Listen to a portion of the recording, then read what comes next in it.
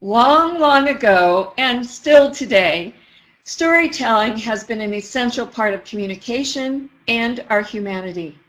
And now comes digital storytelling. It's quite the buzzword. What I'm finding is that people are using storytelling and multimedia as synonyms as if both of them mean the same thing. And it's not true. We're not going to find the power of storytelling and narrative intelligence if we don't know the difference. So as we ask you, got story, it's a pretty serious question as well as a fun concept to say, do you know the difference? All multimedia is not storytelling, but certainly all digital storytelling would be. So as we look at that and try to define good storytelling, I do hear numbers of people saying, well, as long as you have a beginning, middle, and end, you got storytelling. And then I see other definitions that say take some words, have some images, use digital tools, ta-da, you're a storyteller. There's an old concept that was used long ago when we taught writing called bed-to-bed stories, and it's a good metaphor. It says you got up in the morning, brushed your teeth, had breakfast, went to school, did this, did that, get on the bus, come home, have dinner, do your homework, go to bed. It's a noun, verb kind of thing that says this happened, this happened, this happened. And it's quite a snooze. There's nothing interesting in there, just lining up the events. So as you take a look at that flat line, are your students creating those kind of stories? We're going to offer up to you that good storytelling has the classical story structure. And that means the story starts and then, something happens. It's a problem, it's a dilemma, it's a conflict. But that's where the real story starts. And then there's the struggle of how it tries to be resolved and what happens along that journey of solving the problem. Or even if it doesn't quite get solved, we're taken on that journey and there's a denouement. All of this story arc is organized around the point of the story or the message. Other words might be insight, wisdom, moral of the story, maybe even a strong reflective conclusion. Pixler talks about making sure you know the point so that you know what to develop in between. Don't know if you've ever been around someone who just goes on and on and on and you just want to yell, do you have a point?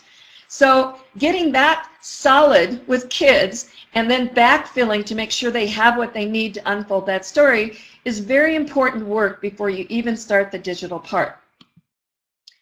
Not only do you want that story arc, but you want an emotional arc. That means take us on the ride. Let us know what you're feeling, what's going on for you. Is it ho-hum?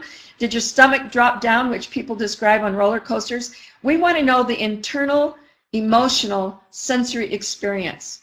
This is where the brain gets connected and where all the power of storytelling is for sales and reculturing and re-envisioning new futures. It's because emotions work with the amygdala part of the brain.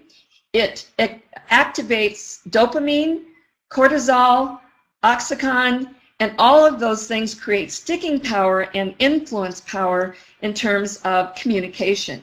So if you don't have those things, you may have entertained yourself or others or not, but you don't have storytelling. I'm not asking every story to be that sort of Indiana Jones kind of experience. Whatever that gentle story might be, maybe it's a walk in the desert somehow, or a nomadic tribe. Take us with you. How's the sand? Is there heat? Are you struggling? Are you at peace? Let us be on that journey, and that there be connotation in the images that you choose, the words that you choose, the way that you pace it, the music that you do gives that kind of tone. And all of that's done with intention, not get some music to hum in the background, but that it's used to create that emotional arc and deliver the story arc.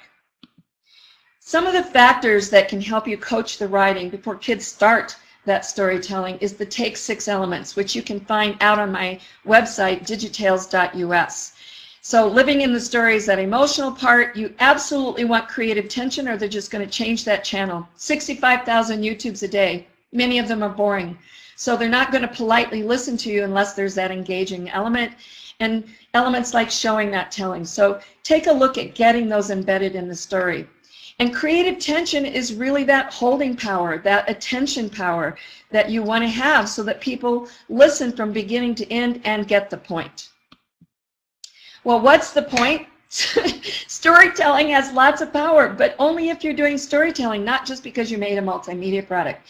33 or more skills connected to curriculum outcomes and Common Core can be identified with just one storytelling project that's guided through with strength.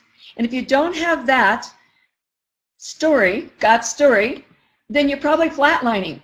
And you may be using up time, you may be learning digital tools, you may be entertained. But really, the rigor and the gripping power is that sort of emotional journey, and that your heart connects to the story and you get that message and you had some fun along the way. So I don't know if you've got story or not, but what I have as a quote and used a lot is that this is a sensory artistic experience that you're creating. And it should be remembered for its soul, not that you did a lot of bells and whistles of technology. Namaste.